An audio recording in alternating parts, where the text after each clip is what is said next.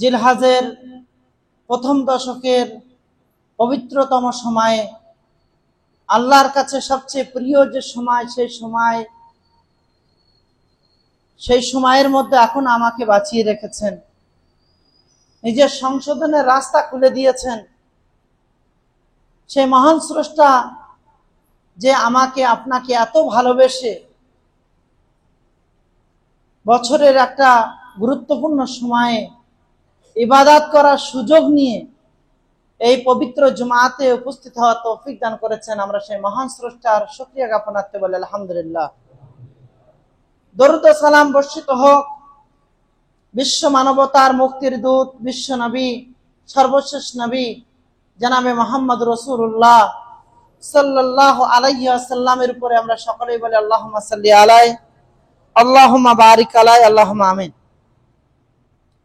মোহতারাম উপস্থিতি, পূর্বে কয়েকটি জুমা যেখানে আমি উপস্থিত থাকতে না পারলেও সোশ্যাল মিডিয়ার মাধ্যমে জানতে পেরেছি যে পবিত্র ঈদুল আজহা সম্পর্কিত বিভিন্ন আলোচনা পর্যালোচনা আমাদের মাশায়েখরা এই মিম্বারে দাঁড়িয়ে করেছেন।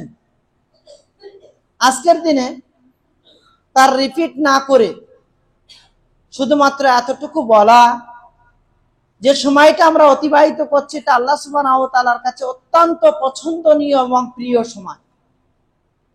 জিলহজ মাসের প্রথম 10 দিনের একটা দিন অলরেডি অতিবাহিত করে দ্বিতীয় দিনে আমরা পদার্পণ করেছি। পবিত্র কোরআন মাজিদে এই 10 দিনের গুরুত্বের কথা আল্লাহ সুবহানাহু ওয়া তাআলা উল্লেখ করেছেন। পবিত্র কোরআন মাজিদের আয়াত অবতীর্ণ করেছেন আল্লাহ সুবহানাহু ওয়া তাআলা ওয়াল ফজর, ফজরের কসম, ওয়ালাই আলিন আশ, এবং 10 রাতের কসম। মুফাসসিরিন একরামদের তাফসীর অনুযায়ী এই যে 10টা রাত বলতে এখানে লাইলাতুল কদরকে বোঝানো হয়নি। লাইলাতুল কদর স্বতন্ত্রভাবে ইন্না আনজালনাহু ফি লাইলাতুল কদরে উল্লেখ করে তার গুরুত্ব বোঝানো হয়েছে, তার মর্যাদা, তার ফজিলত বোঝানো হয়েছে। কিন্তু এখানে জিলহজ মাসের 10 দিন বলতে আল্লাহ সুবহানাহু ওয়া তাআলার কাছে সবচেয়ে প্রিয় দিন সমূহ, আর সেই দিনটা হলো জিলহজ মাসের প্রথম 10 দিন। এটা আল্লাহ সুবহানাহু ওয়া তাআলার কাছে সবচেয়ে বেশি প্রিয়। পবিত্র কোরআন মাজিদের আয়াত যদি আপনারা দেখেন, সেখানে আল্লাহ সুবহানাহু ওয়া তাআলা সূরা ফজরের ওই 10 রাতের কসম খেয়েছেন, শপথ খেয়েছেন। তার ব্যাখ্যা করতে গিয়ে সালাফে সালিহিনরা, ইবনে আব্বাস, ইবনে জুবায়ের তারা বলছে মুরাদ বিল লায়াল আল আশরা জিলহিজ্জা, এই যে 10 রাত, এর থেকে মুরাদ নেওয়া হয়েছে জিলহজ মাসের প্রথম 10 দিন 10 রাত। মোহতারাম উপস্থিতি, এই দিনগুলোতে আমাদের করণীয় কি, আমরা করব কি, আমরা করছি কি, সব বিষয়ে যদি একটু পর্যালোচনা করা যায় তাহলে কিছু হলেও আমরা যদি আমাদের আমলকে সংশোধন করে নিতে পারি, আমরা যদি একটা মৃত সুন্নতকে পুনর্জীবিত করতে পারি, তাহলে ইনশাআল্লাহুল আজিজ আমরা তার নেকি পাবো। আল্লাহ সুবহানাহু ওয়া তাআলার কাছে দোয়া করি, আল্লাহ এই জিলহজ মাসের প্রথম 10 দিনের গুরুত্ব এবং ফজিলত এ সম্পর্কে আমরা যতটুকু অনুধাবন করছি, যতটুকু আমল করছি, সে আমলগুলোকে আমাদের কল্যাণে আল্লাহ তুমি কবুল করো, আমিন। আব্দুল্লাহ ইবনে আব্বাস রাদিয়াল্লাহু আনহু হতে বর্ণিত, নবী করিম সাল্লাল্লাহু আলাইহি ওয়াসাল্লাম বলেন, মা মিন আইয়ামিন আলা আমালুস সালিহ ফিহা আহাব্বু ইলাল্লাহ মিন হাযিহিল আইয়াম, ইয়ানি আইয়ামা আশ।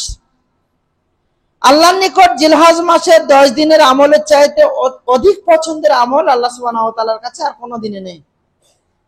অর্থাৎ জিলহজ মাসের প্রথম 10 দিনের আমল আল্লাহ সুবহানাহু ওয়া তাআলার কাছে সবচেয়ে বেশি পছন্দ।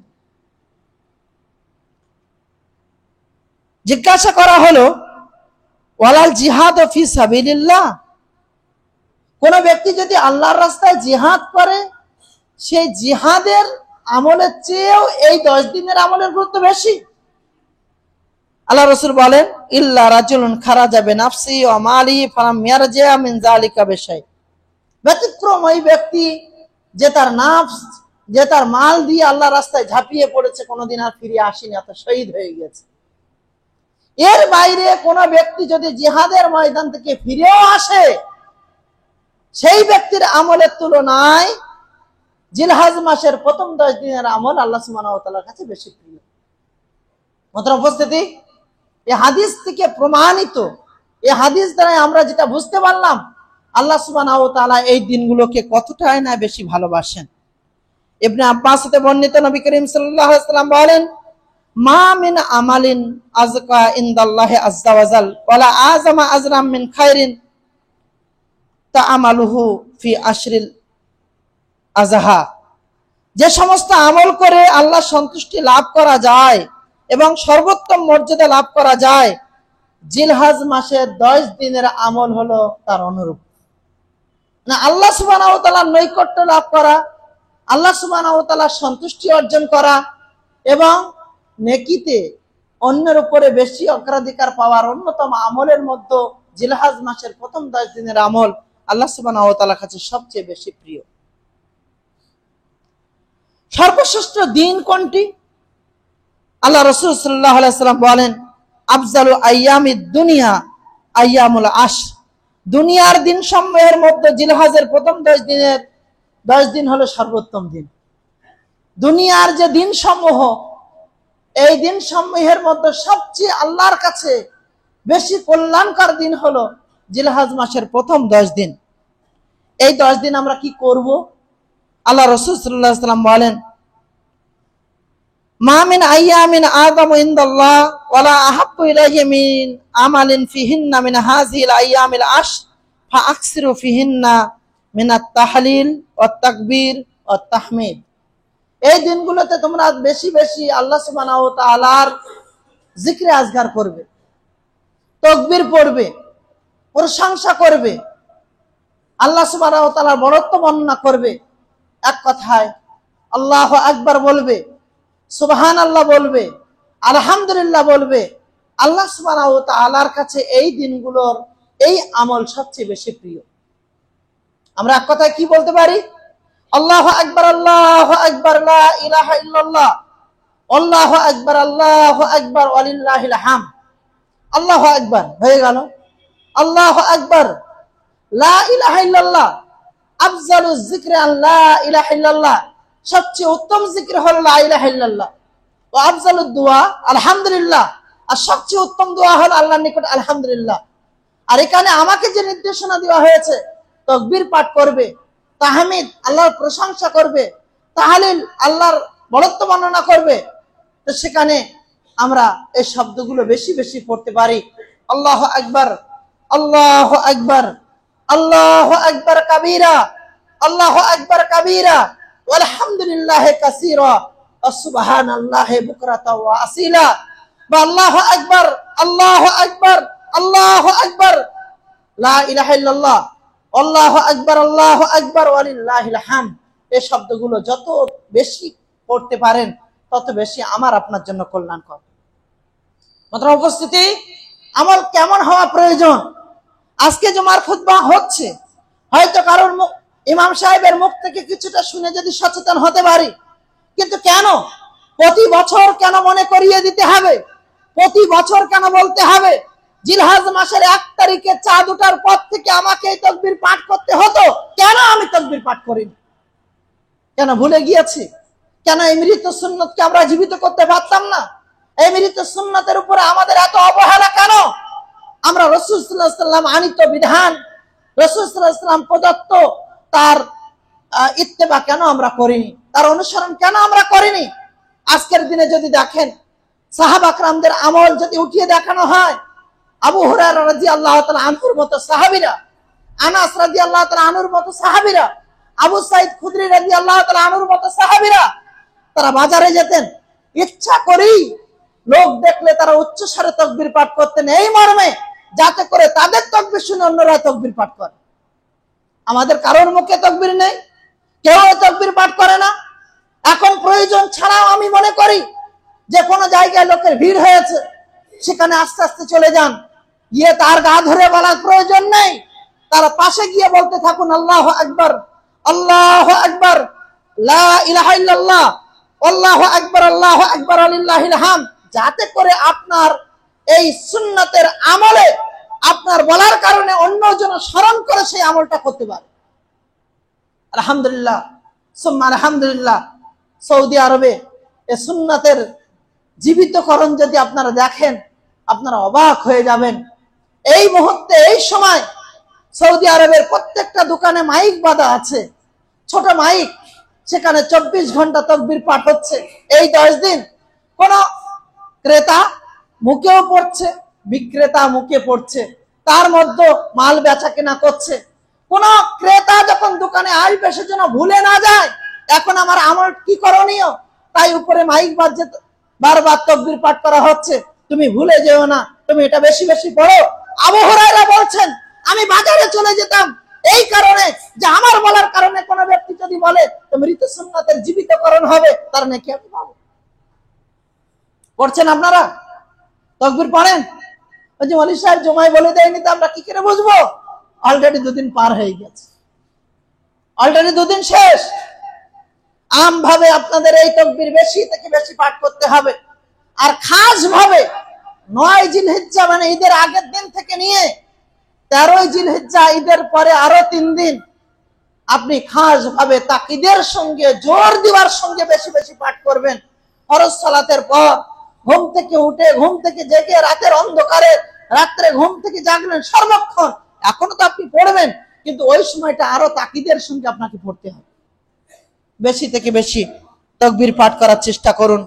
আল্লাহ সুবহানাহু ওয়া তাআলার সন্তুষ্টির সবচেয়ে বড় মাধ্যম হলো আল্লাহ সুবহানাহু ওয়া তাআলার বড়ত্ব বর্ণনা করা, তার প্রশংসা করা। এটা তিনি সবচেয়ে বেশি ভালোবাসেন।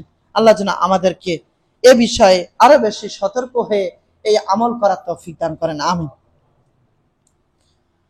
এই দিনগুলোর মধ্যে সবচেয়ে ভালো আমলের অন্যতম একটি আমল আল্লাহ রাসূল বলছেন, আন্না রাসূলুল্লাহ সাল্লাল্লাহু আলাইহি ওয়াসাল্লাম কানা ইয়াসুমু তিসআম মিন জিলহিজ্জা। আল্লাহ রাসূল জিলহজ মাসের প্রথম 9 দিন রোজা রেখেছেন, রাখতে বলেছেন।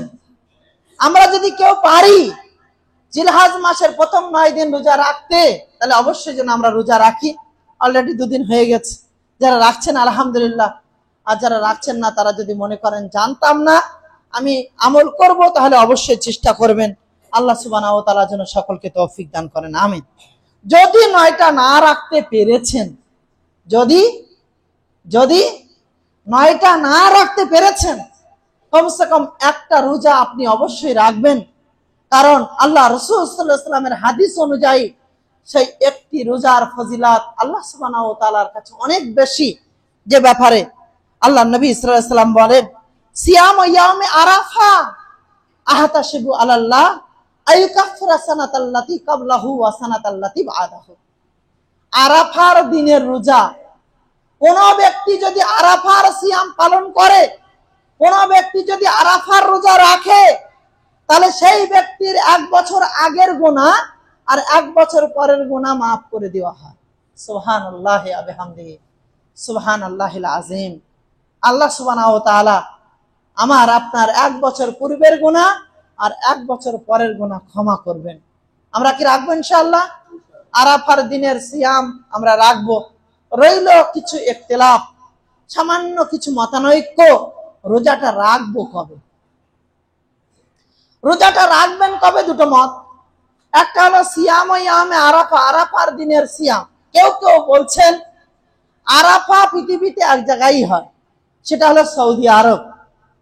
তো আরাফা, যখন আরাফার রোজা রাখতে বলা হয়েছে, তো হাজী সাহেবরা যেদিন আরাফার ময়দানে থাকবেন আমরা সেই দিন রোজা রাখবো। আর এক পক্ষের মত হলো আরাফা হলো 9 জিলহজ।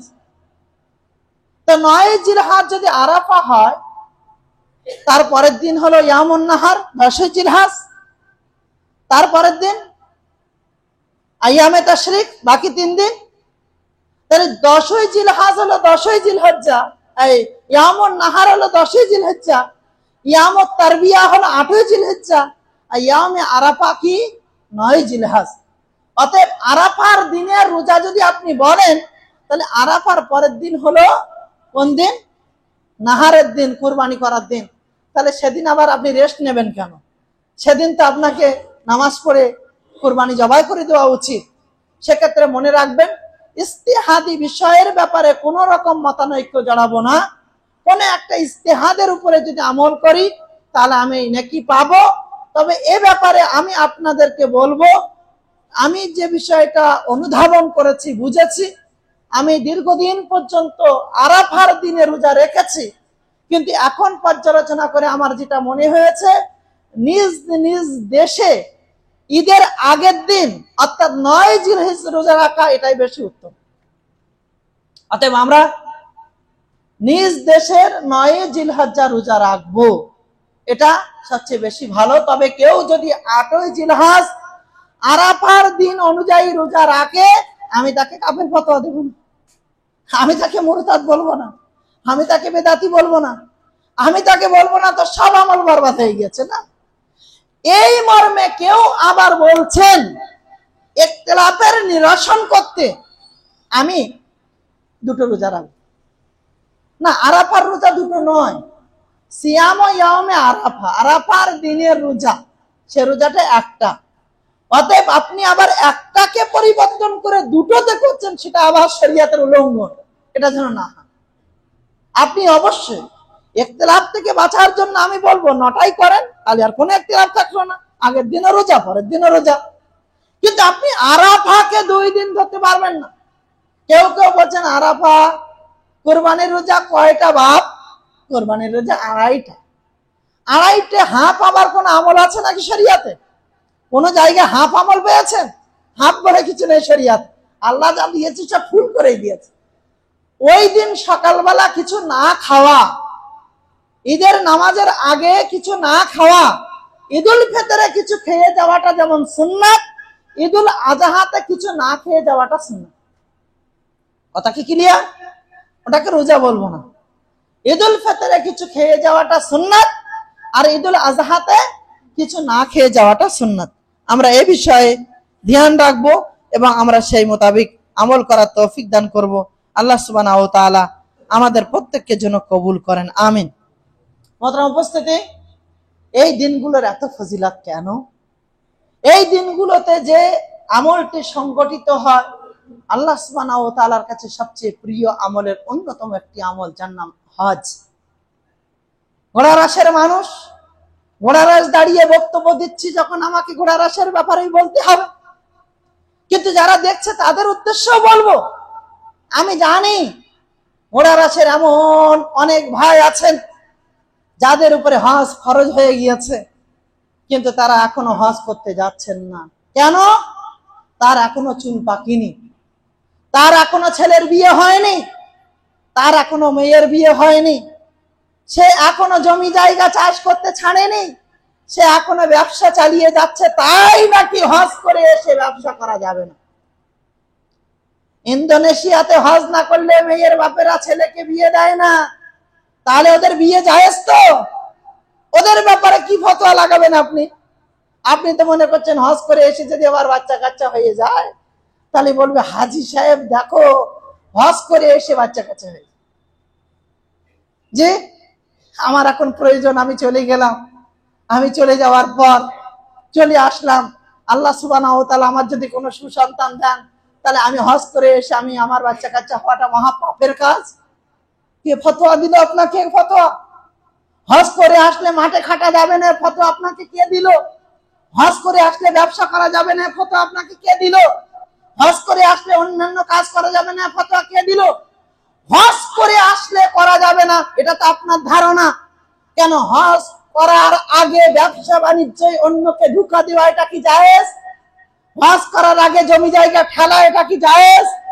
হজ করার আগে চুরি করা এটা কি জায়েজ? হজ করার আগে হারাম খাওয়া এটা কি জায়েজ? হজ করার আগে অন্যের হক মারা এটা কি জায়েজ? তাহলে হজ করার আগে যেটা জায়েজ নাই, হজের পরেও সেটা জায়েজ না। হজের সঙ্গে মিলালেন কেন? হজের আগে যেটা আপনার জন্য হারাম, হজের পরে সেটা আপনার জন্য হারাম। হজ করলে কোনো বাধ্যবাধকতা এমনটা নয়।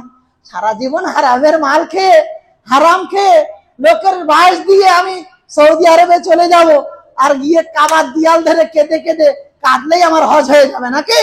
অত সহজ বিষয় নয়।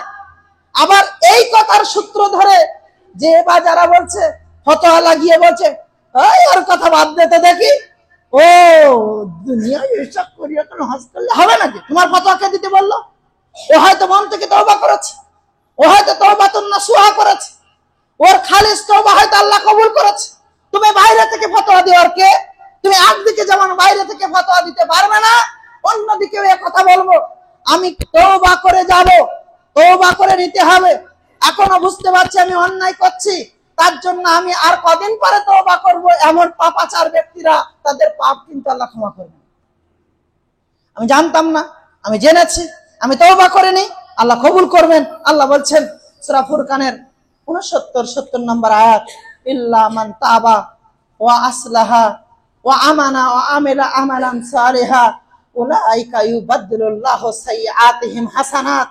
আমি আল্লাহ ওই সমস্ত ব্যক্তি যারা সঠিকটা মেনে নিল এবং নেক আমল করা শুরু করলো, এরা তো তারা এদের পিছনের সমস্ত আমলগুলোকে, পিছনের সমস্ত বুরাইগুলোকে, পিছনের সমস্ত পাপাচারগুলোকে, পিছনের সমস্ত খারাপিগুলোকে, পিছনের সমস্ত ভুলভ্রান্তিগুলোকে আমি আল্লাহ নেকিতে পরিবর্তন করে দেব। আল্লাহ ওয়াদা করেছেন। তাহলে আমার জন্য সুযোগ আছে, আমি তওবা করে ফিরে আসতে পারি। কিন্তু এ কথা মনে রাখতে হবে, আল্লাহ রাসূল বলছেন, কোন ব্যক্তি হারামের পোশাক পরে, কোন ব্যক্তি হারামের রক্ত অর্জন করে, কোন ব্যক্তি হারামের দ্বারাই মাংস অর্জন করে, সে ব্যক্তি কাবার দেয়াল ধরে যদি হাউ হাউ করে কাঁদে, আমি আল্লাহ তাকে কবুল করব না। অতএব আমার জন্য রয়েছে খালেস তওবা। এক্ষেত্রে যেন আমি সতর্ক থেকে যাদের উপরে হজ ফরজ হয়েছে তাদের উদ্দেশ্যে বলবো, আর দেরি নয়, এখনই নিয়ত করুন। এবছর তার সম্ভব হচ্ছে না, আগামী বছর অবশ্যই যাবেন। এ ব্যাপারে আপনি অনেক বেশি সতর্ক হয়ে এখন থেকে নিয়ত করুন। মাঠের জমি বিক্রি হলেই তো আর বলার অবকাশ রাখে না, শুধু হজ ইয়ালিতে অনেকটা টাকা চলে যাবে। আবার এখন একটা ফ্যাশন হয়েছে, ফ্যাশনটা কি? উমরা, উমরা ফ্যাশন। হজ যদি ফরজ হয় তাহলে উমরা ফ্যাশনে কিন্তু কাজ হবে না। হজ ফরজ হলে হজ করতে হবে। হ্যাঁ, এতটুকু করতে পারেন, আমি এবারে গিয়ে উমরা করে এসেছি, আগামীবারও উমরা করব। আমি খুঁটিনাটি বিষয়গুলো আমি আগে জেনে নিচ্ছি, যাতে করে আমার ফরজ হজে ভুল না হয়। এ নিয়ত যদি থাকে তাহলে তো আলহামদুলিল্লাহ। কিন্তু আমি ফ্যাশনটাকে ঘুরিয়ে দিয়ে হজ আর উমরা ওই সমান সমান হলো, আল্লাহর ঘর তো ঘুরিয়ে এসেছি, আর মাঠের থেকে একটু, এটা বলছে আরাফার ময়দান, এটা বলছে মুজদালেফা, এটা হলো মসজিদে নামেরা, এটা অমুক, এটা তমুক, ঘুরে নিয়েছে, আমার নাকি সব হয়ে গিয়েছে। অত সহজ নয়। হজ হলো মূল যে দিনগুলো, সেই দিনগুলোতে যদি আপনি অবস্থান না করেন ওই জায়গায় আপনার হজ হবে না। আরাফার ময়দানে 9 তারিখের সকাল থেকে নিয়ে মাগরিবের সূর্য ডোবা পর্যন্ত ময়দানেই অবস্থান করতে হবে। অতটা সহজ বিষয় নয়। যদি আপনি মনে করেন সূর্য ডোবো ডোবো ভাব হয়েছে, আমি আগের থেকে বেরিয়ে যাই, নাহলে রাস্তায় ভিড় ভাড় হবে, তো আমি একটু আগে মুজদালিফায় চলে যাই, আপনার হজ চলে গেল, হজ হলো না, হজ হবে না। ইচ্ছা করে মাগরিব কাজা করতে হবে, হাঁটতে লাগো, হাঁটতে লাগো, হাঁটতে লাগো, চলতে লাগো, মুজদালিফায় পৌঁছে যাও, তারপরে মাগরিব আর ইশা একসঙ্গে জমা করো, তোমার নির্দেশ। মসজিদে নামেরাতে যখন জোহর আসর পড়ছেন, আল্লাহর নবী ওখান থেকে এসে এখানে জোহর আর আসর কাসর করেছেন। আমাদের সম্মানিত হানাফি হজরতেরা তারা বলে, আমার দেহে তো কোনো কষ্ট নেই, তা আমি 2 রিকাত পড়বো কেন, 4 রিকাতই পড়ে নাও। এই মাতব্বারি তোমাকে কে করতে বললো? কে করতে বললো তোমাকে এই মাতব্বারি? আল্লাহ রসুল অত সামান্য রাস্তায় এসে 2 রিকাত পড়লেন, আর তুমি 6500 কিলোমিটার গিয়ে তুমি আবার বলছো না আমার দেহে শক্তি আছে, আমি 4 রিকাত পড়বো। এটা রসুলের আনুগত্যশীলতা? এটাই আমার না সাদ্দাক না? না, এমনটা না। একটা বিষয় ভিত্তিক আমি বলার ক্ষেত্রে আপনাকে বোঝাতে চেয়েছি, এমনি দিন আরাফার ময়দানে যাওয়া আর হজের মাধ্যমে আরাফাতে যাওয়া দুটো এক হতে পারে না। এমনি চলে গেলেন আরাফার ময়দানে, সব লম্বা হাত উঁচু করে দোয়া করছে, একজন মুআল্লিম করাচ্ছে আর সবাই করছে। আমি যখন গিয়েছি আমাকে সবাই বলছে হাফেজ সাহেব হুজুর বলে ডাকতো, আমার টিমের লোকে। তা হাফেজ সাহেব হুজুর আরাফার ময়দানে এসেছেন, তো আপনি একটু দোয়া করে দেন। আছি এ জায়গায় দোয়া করে কবুল হবে বলে আমার মনে হয় না। কেন এ কথা বলছেন? আরাফার দোয়া তো ফেরত দেওয়া হয় না। আচ্ছা, আরাফার দিনে আরাফার দোয়া ফেরত দেওয়া হয় না? আজ তো আরাফার দিন নয়, আজ তো আরাফার দিন নয়, কেন এখানে এইভাবে কেন? আমি ওই মানসিকতা, ওই নিয়ত কেন করব, ওই আকীদা পোষণ কেন করব, ওই বিশ্বাস ওইভাবে কেন করব না, ওইভাবে আমি করতে পারবো না। মাত্র উপস্থিতি, আরাফার দিনের দোয়া আল্লাহ ফেরত দেন না। আপনি 2 আরাফাকে এক করতে যাবেন না। একজন হজ করা ব্যক্তির ব্যাপারে আল্লাহ রাসূল বলছেন, কোন ব্যক্তি যদি হজ করে লাইসা লাহু জাযাউন ইল্লাল জান্নাহ, তার কোনো বদলা নেই জান্নাত ব্যতীত, সে জান্নাতে যাবে। আল্লাহ রাসূল বলছেন, কোন ব্যক্তি যদি হজ করে সে একজন নিষ্পাপ শিশুর মতো হয়ে যায়। সে যদি তওবা করে হজ করে, আলহামদুলিল্লাহ। তাই বলে কি উমরার নেকি নেই? অবশ্যই আছে। আল উমরা কাফারা, একটা উমরা দ্বিতীয় উমরার মাঝখানে যা কিছু করেছেন, দুটো মাঝখানে যা হয়েছে সবটাই হলো আপনার কাফারা, আপনার গুনাহ মোচনের মাধ্যম। আলহামদুলিল্লাহ নেকি আছে। কিন্তু হজ ফ্যাশনটা এত বেশি হয়ে গিয়েছে, এ ব্যাপারে প্রত্যেকটা জুমা মসজিদে দায়িত্বহীন ভাষায় বক্তব্য রাখার প্রয়োজন আছে বলে আমি মনে করি।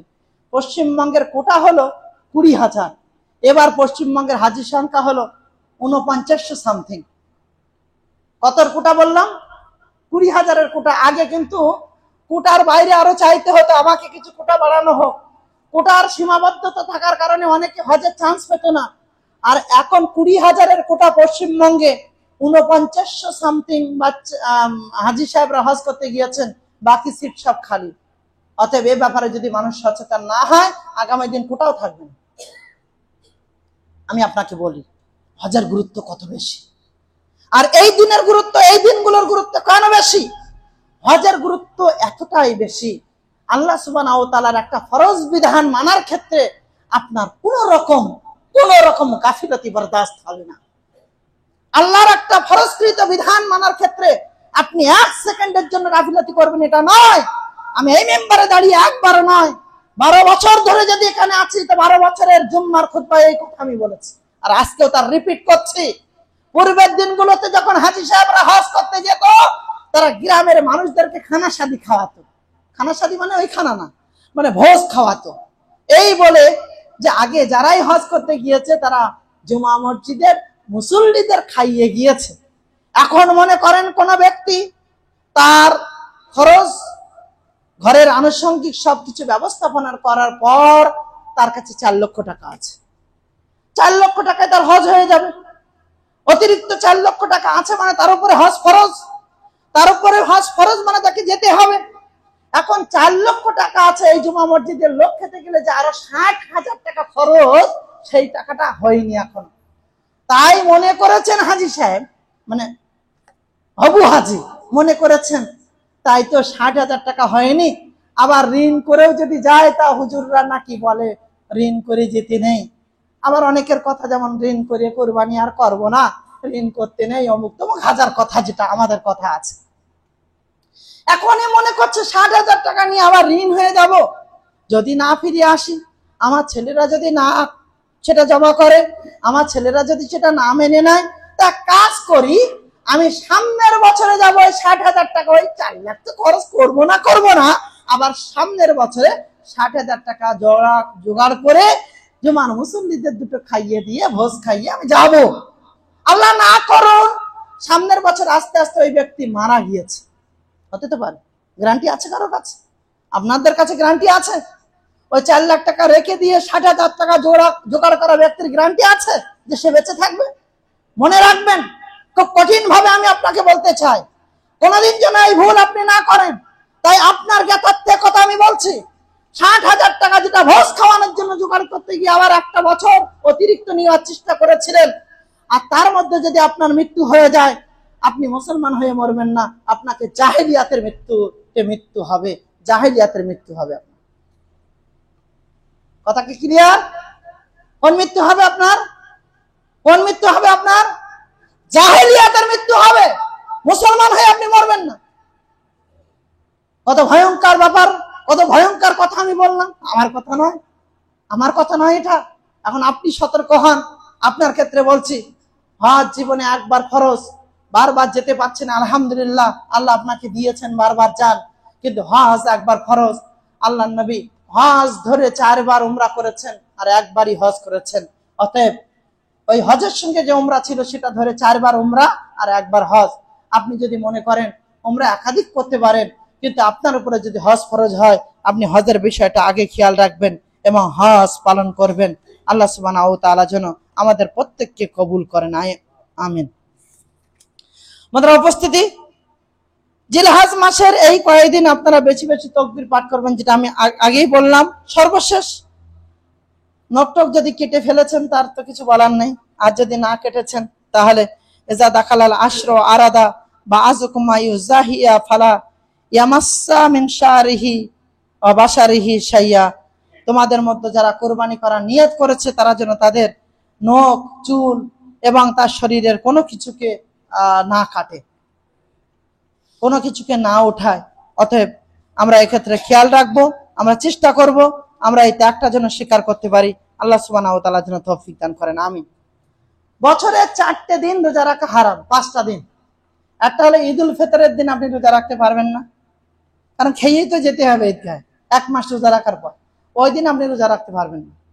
আর এই ঈদুল আজহার 4 দিন, ইয়াউমুন নাহার 10 তারিখ কুরবানির দিন, আর আইয়ামে তাশরিকের 3 দিন 11, 12, 13, এই 4 দিন, আর ঈদুল ফিতরের দিন এই 5 দিন প্রত্যেকটা ব্যক্তির জন্য রোজা রাখা হারাম।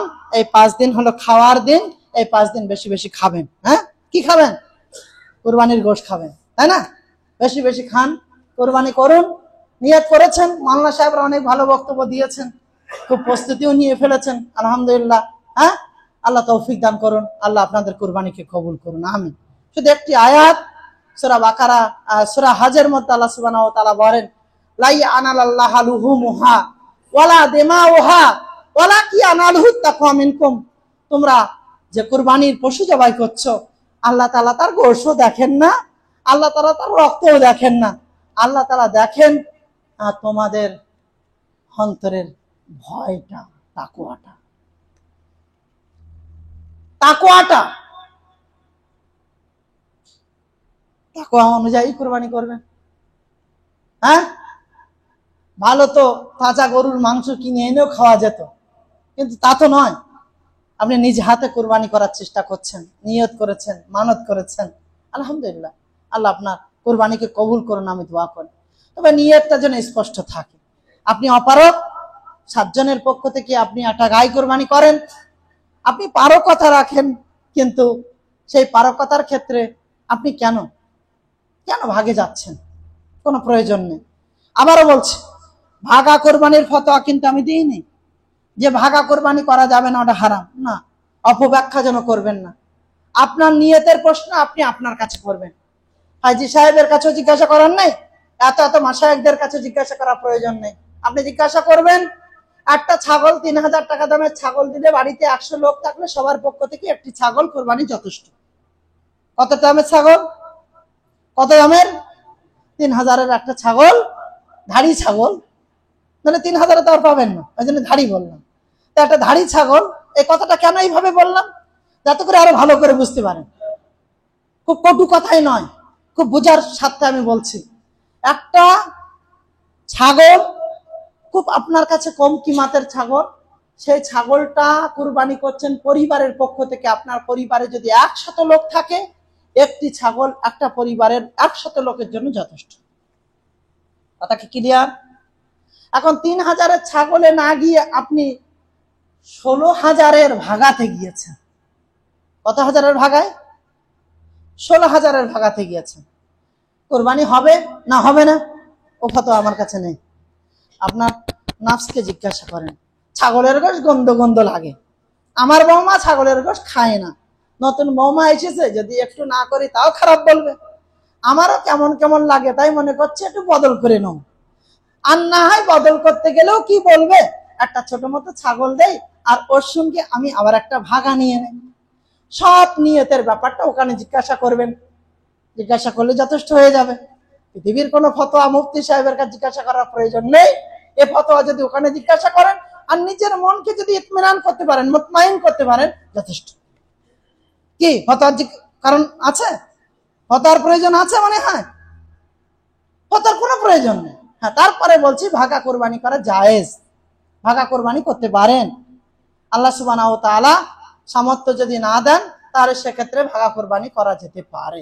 আল্লাহ সুবহানাহু ওয়া তাআলা আমাদের প্রত্যেককে আমাদের পরিবারের পক্ষ থেকে একটা একটা কোরবানি করার তৌফিক দান করুন, আমরা যেন বেশি বেশি কোরবানি করতে পারি এবং ইব্রাহিম আলাইহিস সালামের রেখে যাওয়া সুন্নাহ, সেই সুন্নাহকে যেটা আল্লাহ রাসূল বাকি রেখেছেন, সেই সুন্নাহকে যেন আমরা বাকি রাখতে পারি এবং তার মাধ্যমে আল্লাহ তোমার সন্তুষ্টি অর্জন করতে পারি। আল্লাহ তৌফিক দান করে, আমিন। খাইব কতটা, দিব কতটা। ইতিপূর্বে অনেক ওলামা কেরামরা বক্তব্য দিয়েছেন, আমরাও দিয়েছি। এত বলার পরেও যদি সারা গ্রামের 160টা ছাগল আর গরু মিলে মাংস এক জায়গায় করা হয়, তা গ্রামের মানুষ মনে হয় যারা কোরবানি দেয়নি তারা মাংস নিয়ে পারবেন। এখন আপনি তো অনেক চালাক মানুষ না, গ্রামে তো মাংস এক জায়গায় করা হয়। এখন আপনি বলছেন আমার তো এমনি প্রতিবেশী মানুষ বা আত্মীয় হয়, আমি যদি এই দিক থেকে দিই তা আমার দিতে হবে, ওখানে যদি আমি পৌঁছে দিই তারপরে এদিকে না দিলেও আমার একটু লোক খারাপ বলবে বা আত্মসম্মানে লাগবে, তো ওখানে না দিয়ে আমি এখান থেকে দিয়ে দিই, তাহলে ভাগের ভাগটা চলে গেল, বাড়তি ভাগটা আমার বাড়ি থেকে গেল, আর দুটোই হয়ে গেল। আপনি কতটা খাবেন? ফাকুলু মিনহা, তোমরা তার থেকে খাও। আতিমুল কানি আল মুতার, তোমরা যারা অভাবগ্রস্ত দুস্থ তাদেরকে খাওয়াও। কোথাও আছে ফাকুলু মিনহা ও আদাখিরু, তোমরা খাও, জমা করে রাখো। তাহলে কতটা খাবো, কতটা রাখবো, কতটা দিব? অন্যত্র যেমন রয়েছে তোমরা খাও, গরিব মিসকিনদেরকে খাওয়াও, তোমাদের আত্মীয় স্বজনদেরকে খাওয়াও। তো এই মর্মে ওলামা কেরামরা বলছেন যে মাংসকে 3টে ভাগে ভাগ করবেন। এক ভাগ নিজের পরিবারের জন্য রাখবেন, এক ভাগ আত্মীয় স্বজনদের মতো বিলি বন্টন করবেন, আর এক ভাগ গরিব মিসকিনদের জন্য দেবেন। আপনি যদি মন থেকে ক্লিয়ার হন তাহলে 3টে ভাগের মধ্যে গরিব মিসকিনদের ওর থেকে আরো একটু তুলে নিয়ে আত্মীয়দের দিতে আপনার অন্তরে কিন্তু একটা আঘাত আসবে। আমি ঠিক করছি তো, ঠিক হচ্ছে তো, আমি ওই দায়িত্ব নিতে যাব না, আমি এটা নিয়ে যেখান থেকে বিলি বন্টন হয় আমি সেখানে দিয়ে আসি। সেখানে যদি সবাই দিত, আর আমি প্রতিবার বলার পরেও কিন্তু এর বাস্তবায়ন হয়নি, মসজিদ কমিটি আপনারা প্রস্তুত থাকেন, নেতাগিরি বেরিয়ে যাবে যদি ভালো করে এর বাস্তবায়ন না হয়। যারা চাইতে পারে লিসাইল ওয়াল মাহরুম, যারা চায় তাদেরকে দাও, যারা এবার কোরবানি দিতে পারেনি অভাবগ্রস্ততার কারণে তাদেরকে খুঁজে খুঁজে তাদের বাড়িতে পাঠাও। এটা করতে হবে আমাদের। শুধু নেতাগিরি, চামড়া নিয়ে নেতাগিরি করলে হবে না, এই মাংস পাঠানোর কাজটাও নিজেদেরকে করতে হবে। তার জন্য কি প্রয়োজন? এখন থেকে তার পরিপূর্ণ প্রস্তুতি নিতে হবে এবং পুরো গ্রামে একটা সুন্দরভাবে স্বচ্ছন্দতার সঙ্গে ঈদের আনন্দ ভাগ করে নিতে হবে। এর জন্য পাড়ায় পাড়ায় টিম তৈরি করতে হবে, ইনসাফের সঙ্গে। আমার আত্মীয় বলে আমি 2 কিলো আলাদা করে রাখলাম, আমার অমুক কুটুমের পাঠাবো বলে আমি 2 কিলো ছাগলের গোশ আলাদা করে বদল করে নিলাম, আমার আন্ডারে এসেছে বলে আমি একটু আলাদা করে চর্বি বাছাই করে নিলাম। আল্লাহর মুনকির নাকিরের বাড়ি যখন পড়বে না তখন সব ঠিক হয়ে যাবে। ওই জন্য একটু খুব প্রস্তুতি নিয়ে আমি বলছি, নিজের দায়িত্ব সামাল দেওয়ার ক্ষেত্রে কোনো যেন না ইনসাফির জায়গা তৈরি না হয়। পূর্ণভাবে প্রস্তুতি গ্রহণ করুন এবং পাড়ায় পাড়ায় এখন থেকে তার সমীক্ষা চালান, কারা কোরবানি দিতে পারেনি, কারা কোরবানি দিতে পেরেছে। এইভাবে কি করা যায়? তোমার গ্রামের চামড়াগুলো তুমি দেখবে, ওই চামড়ার সাথে সাথে মাংসটা কিভাবে আনা যায়। প্রয়োজনে চলো আমরা সবাই মিলে মাংসটা এক জায়গায় করবো, একটা লিস্ট তৈরি করব। প্রত্যেকের বাড়িতে দিনের বেলায় গেলে যদি সে লজ্জাবোধ করে, রাতের একটু অন্ধকার হলেই বা আর আগেও যদি হয়ে যায়, একটু কাপড়ে বেঁধে, একটু কালো জরির মধ্যে বেঁধে, একটু প্যাকেট নিয়ে আমি একটু তার বাড়িতে সিমাই খেতে যাচ্ছি, লাচ্ছা খেতে যাচ্ছি, এই নাম করে বাড়িতে ঢুকে গেলাম, দল বেঁধে গেলাম না, গিয়ে তার মাংসটা পৌঁছে দিলাম, সে আর লজ্জাবোধ করলো না। এখন যদি দল বেঁধে পিঠে চাগিয়ে দিয়ে বলছি নারায়ে তাকবীর, আল্লাহু আকবার, মাংস কে নেবে, চলে এসো, এই কষ্টে ওই যে ব্যক্তিটা কোরবানি দেয়নি সে মাংস নেবে না? এই কাজ করা যাবে না। এগুলো দায়িত্ব নিয়ে কাজগুলো করতে হবে। এই দায়িত্ব কে নেবে? আপনি নেবেন না, আরেকজন নেবে না। অনেক গ্রামওয়ালারা বলছে না, ওসব দরকার নেই, অত ভুচি পাটি কাজ, সারাদিন আমি কষ্ট হয়ে যায়। কষ্ট তুমি করবে না, আরেকজন করবে না, আরেকজন করবে না। রাসূলের একটা সুন্নাত এমনি ভাবে মিটে যাবে। একটা সুন্নাতের বাস্তবায়ন শুধু কি ইমাম সাহেবরা করবে? তুমি কি করেছো? তোমার কি দায়িত্ব ছিল না? এ ব্যাপারে তোমাকে আরো সচেতন হতে হবে। আপনি কোরবানি দিয়েছেন আর নাই দিয়েছেন, আপনার ক্ষেত্রেও বলবো আপনি কাঁধে কাঁধ মিলিয়ে যারা দায়িত্বশীল ভাইরা তাদের সহযোগী হন এবং এ বিষয়ে সতর্কতার সঙ্গে এই কাজটা করার চেষ্টা করুন। আল্লাহ সুবহানাহু ওয়া তাআলা যেন এই কাজ করার তৌফিক দান করেন, আমিন। যে কসাইকে আপনি রেখে দিয়েছেন, খুব গুরুত্বপূর্ণ কয়েকটি কথা যেগুলো না বললে নয়, তাই বলে দিচ্ছি। যে কসাইকে আপনি চামড়া ছাড়ানোর জন্য নিয়েছেন, সেই কসাই কোরবানি করেনি, সে গরিব মানুষ। চামড়া ছাড়ানোর জন্য হয়তো তাকে আপনি নির্ধারণ করেছেন 500 টাকা দেব। মনে রাখবেন, তার চুক্তিটা যদি চামড়া ছাড়ানোর 500 টাকায় হয় আর তাতে যদি সে রাজি হয় তাহলে তো ঠিক আছে।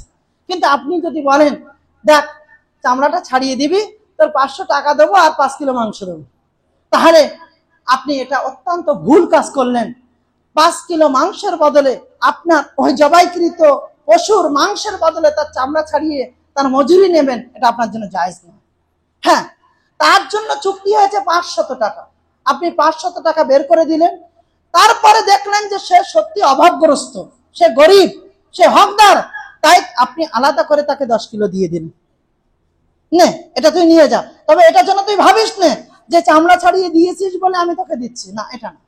চামড়া ছাড়ানোর কোনো বদলা নয়, গোশ কুপিয়ে দেওয়ার কোনো বদলা নয়, শুধুমাত্র আমি তোকে এই জন্য দিচ্ছি, বদলা যেটা দিয়েছি এই 500 টাকা তোকে দিলাম, সন্তুষ্ট তো? হ্যাঁ সন্তুষ্ট, ঠিক আছে, এই নে আর কিছু মাংস সবার তো দিচ্ছি, তো তুইও খানিকটা নিয়ে যা, এই মাংসগুলো তোর হক হিসাবে আমি দিয়ে দিলাম। কথা কি ক্লিয়ার? আমরা এই কাজগুলো করব। কোরবানি নিজে করার চেষ্টা করবেন, কোরবানি কোরবানি নিজে করবেন, নিজে করার চেষ্টা করবেন। আলহামদুলিল্লাহ অনেক সচেতন হয়েছেন ওরা রাশের মানুষ, কিন্তু আরো বেশি সচেতন হতে হবে। নিজে কোরবানি করবেন, কিছু না পারেন বিসমিল্লাহ আল্লাহু আকবার বলে কোরবানি করবেন। একে অপরকে সবাইকে সহযোগিতা করবেন। এমনি ভাবে হ্যাঁ, যে দোয়া দরুদ আলাদা করে বলার প্রথা আছে, যে প্রথাগুলো আদৌ সহিহ হাদিস দ্বারা প্রমাণিত নয়। নামের ব্যাপারটা আমাদের নিয়ত সবারই ভালো, নিয়তের গড়বড় তেমন কিছু নেই। বলছে গফফার, আব্দুল গফফার, আব্দুল সত্তার, আব্দুল হামিদ, আব্দুল কাদের, আব্দুল সবুর, আব্দুল রাজ্জাক, হ্যাঁ আব্দুল মাজেদ, এই 7 জনের নামে কোরবানি দিচ্ছি। এই নাম বলার দরকার নেই, এ নাম বলার দরকার নেই। ইন্নামাল আমালু বিন্নিয়াত, যখনই নিয়ত করেছেন আল্লাহর কাছে সে নিয়ত কবুল হয়ে গেছে। ইন্নাল্লাহা লা ইউযিউ আজরাল মুহসিনিন, আল্লাহ তাআলা কোন নেকিকারীর নেকিকে বরবাদ করেন না। দ্বিতীয় নাম্বার, এখানে একটা মাইনাস পয়েন্ট হতে পারে, অমুকের নামে কোরবানি দিচ্ছি, যদি কারোর নামে কোরবানি দেন তাহলে সেটা হারাম হয়ে যাবে। একমাত্র আল্লাহর নামেই কোরবানি হবে, পৃথিবীর আর কারোর নামে কোরবানি হতে পারে না। আল্লাহ সুবহানাহু ওয়া তাআলা যে জিনিসগুলো হারাম করেছেন তার মধ্যে একটা, আল্লাহ ব্যতীত কারোর নামে যদি জবাই করা হয় সেটা হলো হারাম। হ্যাঁ, তাহলে এখন যদি আল্লাহকে বাদ দিয়ে বিসমিল্লাহ না বলে আব্দুল হামিদের নামে জবাই করেন, নাউজুবিল্লাহ, এটা তো হারাম হবে। আমা উহিল্লা লিগাইরিল্লাহ, আল্লাহ ব্যতীত অন্য কোন গায়রের নামে যদি জবাই করা হয় তাহলে সেটা হালাল নয়। তো আমরা কেউ কি এটা মনে করি যে আব্দুল সত্তার, আব্দুল গফফার এদের নামে আমি কোরবানি করছি আল্লাহকে বাদ দিয়ে? না, আসলে এটা আমাদের অজ্ঞতা, ভাষাগত অজ্ঞতার কারণে আমরা ভুল করে ফেলি, মিস্টেক করে ফেলি, কিন্তু আমাদের উদ্দেশ্য ঠিক আছে। তো আমরা কি বলবো, অমুকের পক্ষ থেকে আমরা কোরবানি করব। হ্যাঁ ইনশাআল্লাহ অনেকগুলো বিষয় এখনো বিদ্যমান বাকি আছে, আমরা সেগুলো এখন একটা জুমা পাবো, ছোট নয়, একটা পুরো জুমা পাবো, শনিবারে হয়তো রোজা হবে ইনশাআল্লাহ। আমরা তার খুঁটিনাটি বিস্তারিত সেদিন যে ওলামা আলেম বক্তব্য রাখবেন আমরা তার কাছ থেকে জেনে নেব। আল্লাহ সুবহানাহু ওয়া তাআলা আমাদের প্রত্যেকের জন্য কবুল করেন, আমাদের কোরবানিকে কবুল করেন। আর বিশেষত এই মুহূর্তে এই বক্তব্য সবচেয়ে যেটা গুরুত্বপূর্ণ বিষয় সেটা হলো জিলহজ মাসের এই 10 দিনের গুরুত্ব, যেটা আল্লাহর কাছে সবচেয়ে বেশি প্রিয় আমল। অতএব এই দিনগুলোতে বেশি বেশি আল্লাহর কাছে দোয়া করবেন, এই দিনগুলোতে আল্লাহর কাছে বেশি বেশি সাদাকা করবেন, এই দিনগুলোতে অন্যান্য আমলগুলো বেশি বেশি করবেন, এই দিনগুলোতে বেশি বেশি ক্ষমা প্রার্থনা করবেন, এই দিনগুলোতে বেশি বেশি জিকির আজগার করবেন, এই দিনগুলোতে বেশি বেশি কোরআন তেলাওয়াত করবেন, এই দিনগুলোতে আল্লাহ সুবহানাহু ওয়া তাআলার সন্তুষ্টির যত মাধ্যম রয়েছে সেইগুলো বেশি বেশি করার চেষ্টা করবেন। আল্লাহর কাছে দোয়া করছি, আল্লাহ তুমি আমাদের প্রত্যেককে কবুল করো, আমিন। এবং জিলহজ মাসের এই 10 দিন যেন আমরা বেশি থেকে বেশি তাকবীর পাঠের মাধ্যমে তোমার এই সন্তুষ্টি যেন আমরা অর্জন করতে পারি, তৌফিক দান করো, আমিন। কি সবাই তাকবীর পড়বেন তো ইনশাআল্লাহ? এই সুন্নাত জীবিত হবে তো?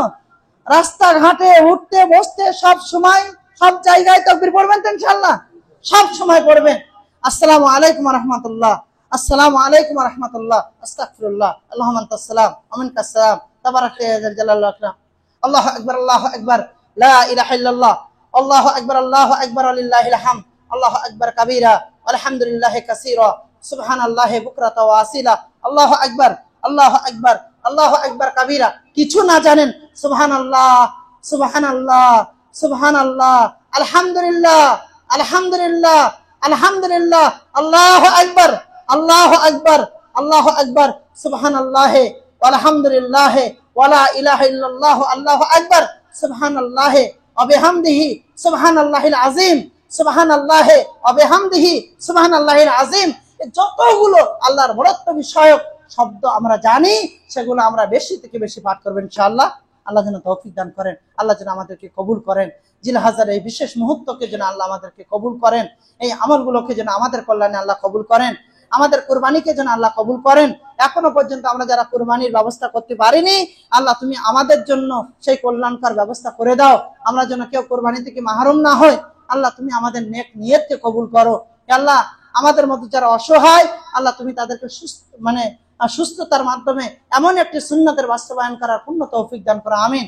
আল্লাহ আমরা অসহায় হলেও আমাদের মনের যে চাহিদা, মনের যে চাহাত, তোমার সন্তুষ্টি, সেই সন্তুষ্টির চাহাতকে আল্লাহ তুমি কবুল করো, সেই ইচ্ছাকে আল্লাহ তুমি কবুল করো, আমাদের নেক আমলগুলোকে আল্লাহ তুমি কবুল করো, আমিন। আল্লাহ তুমি আমাদের প্রত্যেকের কুরবানিকে কবুল করো, প্রত্যেকের এই সিয়ামকে কবুল করো, আরাফাকে কবুল করো। যারা হাজী সাহেব হজ করতে গিয়েছেন, তাদের হজকে আল্লাহ তুমি কবুল করো, তাদের দোয়াকে আমাদের কল্যাণে আল্লাহ কবুল করো। সারা বিশ্বের মুসলমানকে আল্লাহ তুমি কবুল করো। যেখানে যেভাবে নিষ্ঠুরতা চলছে, আল্লাহ তাদেরকে সেই অত্যাচার থেকে আল্লাহ তুমি হেফাজত করো, আমিন। আল্লাহ গাজাবাসীকে আল্লাহ তুমি হেফাজত করো। এই কঠিন সময়ে পানির জন্য তারা ত্রাহি করছে, আল্লাহ তুমি সবচেয়ে বেশি উত্তম কল্যাণকারী, আল্লাহ তুমি তাদের উপরে উত্তম কল্যাণ দান করো, তাদেরকে কবুল করো। আল্লাহ এই দেশের ভিতরে যে হিংসা, হাসাদ, ফাসাদ চলছে এবং ধর্মের নামে যে রাজনৈতিক উত্তেজনা তৈরি করে বিভেদের প্রস্তুতি চলছে বা বিভেদের রাজনীতি চলছে, আল্লাহ এর থেকে তুমি আমাদেরকে হেফাজত করো। এই ফিতনা থেকে আল্লাহ তুমি আমাদেরকে হেফাজত করো। আল্লাহ আমরা ভাইয়ে ভাইয়ে মিলেমিশে যেন এই সমাজে বেঁচে থাকতে পারি, এই মাটিতে যেন ঈমান নিয়ে মরতে পারি, এই মাটিতে যেন ঈমান নিয়ে সিজদা করতে পারি, এই মাটিতে যেন তোমার সন্তুষ্টি অর্জন করে এই মাটিতে কবরস্থ হতে পারি এবং এই মাটির থেকে হাসরের ময়দানে ঈমান নিয়ে যেন যেতে পারি, অতঃপর জান্নাতে জায়গা করে নিতে পারি। আল্লাহ তৌফিক দান করো, আমিন। তো আল্লাহ তুমি আমাদের প্রত্যেককে কবুল করো। যারা অসহায় তাদেরকে আল্লাহ তুমি সুস্থতা, যারা অসুস্থ আল্লাহ তুমি তাদেরকে সুস্থতা দান করো, আমিন। যারা ঋণগ্রস্ত আল্লাহ তুমি তাদের ঋণ থেকে উদ্ধার দান করো, আমিন। যাদের বাড়িতে অবিবাহিত মেয়ে রয়েছে, আল্লাহ তুমি তাদেরকে উত্তম তাদের সেই মুসিবত থেকে আল্লাহ তুমি পরিত্রাণ দান করো, উত্তম পাত্র তাদের জন্য কল্যাণকার হিসেবে আল্লাহ তুমি কবুল করো, আমিন। বাড়ির অশান্তিকে আল্লাহ তুমি ইলমের মাধ্যমে, ইমানের মাধ্যমে শান্তিতে পরিবর্তন করে দাও, আমিন। আল্লাহ তুমি আমাদের প্রত্যেককে কবুল করে নাও, আমিন। রব্বানা তাকাব্বাল মিন্না ইন্নাকা আনতাস সামিউল আলিম ওয়া তুব আলাইনা ইন্নাকা আনতাত তাওয়াবুর রহিম। সুবহানা রাব্বিকা রাব্বিল